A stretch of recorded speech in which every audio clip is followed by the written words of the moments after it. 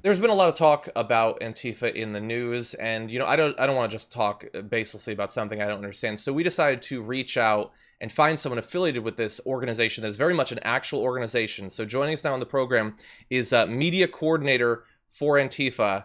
How's it going? Oh, Now I gotta show people this tweet from Bill Mitchell, because you had tweeted. She didn't know I was gonna do this, everybody.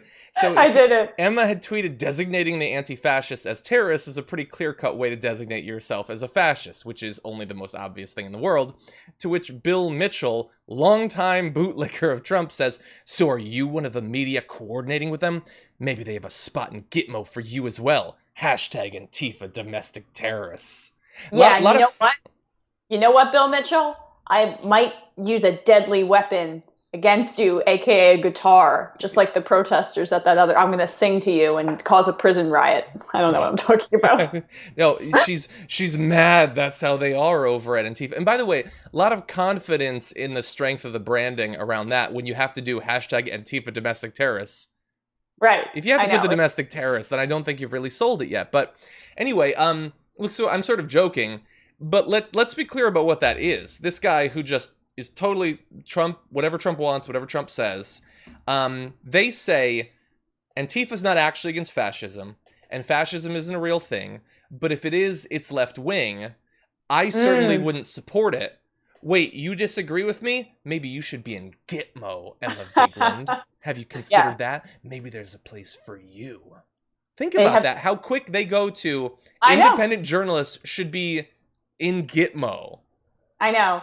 Honestly, I'd have a great time with all the other progressive journalists there, to be honest. So we be careful what you wish for. We might lead a prison riot and end Gitmo for good. But not actually. That was a bizarre tweet, so I just retweeted it without comment because he's such a clown that I found it amusing. Yeah, and the thing is, like, I don't even really need to ask because I know that you, since you talk about the news online, and you're on the left, and you're a woman, you probably get death threats literally every day, and you have a supernatural ability to shake them off. But does it worry you at all that this, like, very well-known right-winger is implying openly and feels comfortable to do so with Donald Trump, a guy who doesn't care at all about freedom of the press, feels comfortable openly saying that you should be locked up and people like you should be locked up? Does it worry me personally? Probably no, because I'm a little reckless sometimes, but it probably should. I think Donald Trump does embolden these kinds of things. And it goes to show how quickly their mind goes to something like that, where that's how little intellectual or intellectual curiosity they have about why people might be feeling a certain way. If there are some protests that react in a way that they don't like, we just lock you up because we'd rather people go to prison and be locked away than for us to actually examine our worldview. Yeah. Okay, let's jump to some other news. I just wanted to throw you under the bus a bit there. Thank you for that. There's nothing I was looking forward to more on the show today than bringing that up. I was hoping I could bring it up without you seeing it, and it looks like I was successful in that. No, you were, and I had a lot of half-baked jokes in response. So okay. I wish if you had told me in advance, I would have prepared better material.